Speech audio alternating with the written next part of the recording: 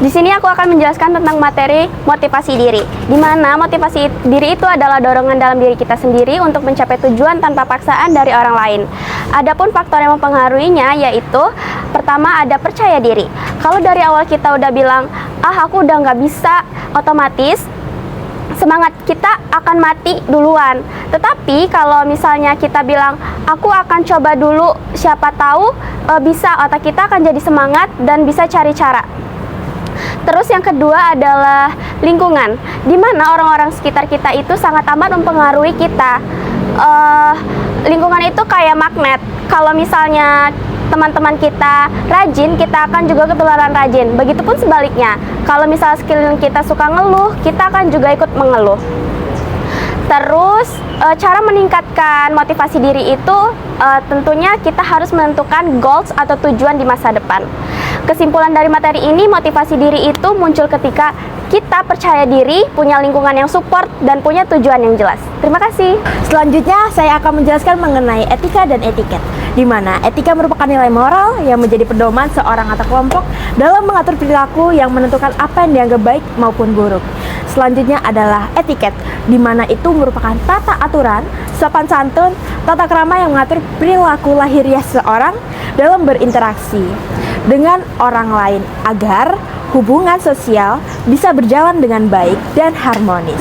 Jadi, apa yang harus ditunjukkan dalam etika maupun etiket? Yang pertama adalah penampilan, komunikasi, berperilaku yang baik, mampu menempatkan diri, dan yang paling penting adalah magic word, yaitu tolong, maaf, dan terima kasih. Selanjutnya, saya akan menjelaskan tentang materi komunikasi dan presentasi efektif.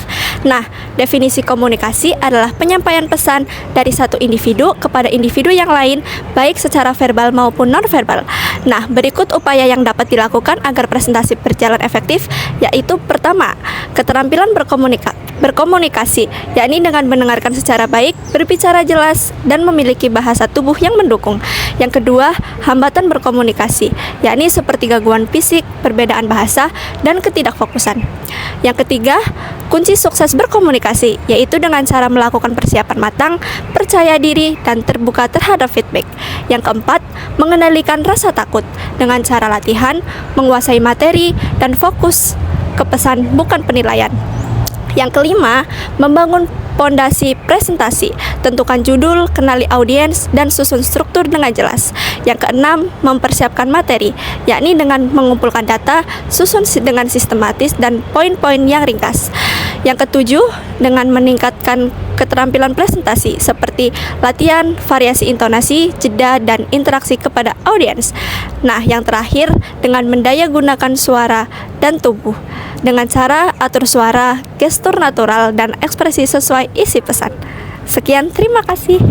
Selanjutnya adalah definisi diskusi, di mana definisi diskusi adalah pertukaran gagasan antara dua orang atau lebih, di mana kemampuan yang dibutuhkan adalah saling menghargai dan respon yang proper.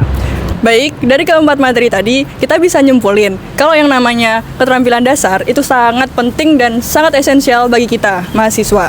Nah, di kehidupan sehari-hari, kita juga perlu menerapkan keterampilan dasar tadi agar saat menghadapi berbagai tantangan atau masalah, misalnya seperti di kegiatan di kampus ataupun organisasi di luar kampus, kita bisa lebih siap dan lebih adaptif dimanapun. Nah, sebagai mahasiswa, kita juga perlu nyiapin diri untuk menghadapi dunia kerja maupun kehidupan bermasyarakat di masa depan.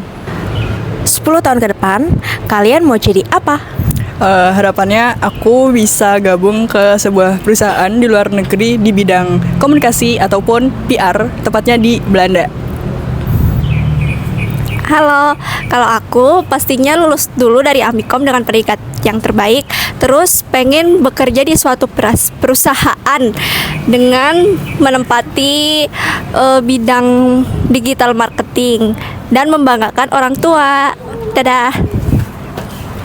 Halo, untuk persiapan untuk 10 tahun ke depan, aku sudah menyiapkan tabungan untuk membeli apartemen yang untuk melengkapi finansialku. Dan aku ingin menjadi aktor untuk kedepannya.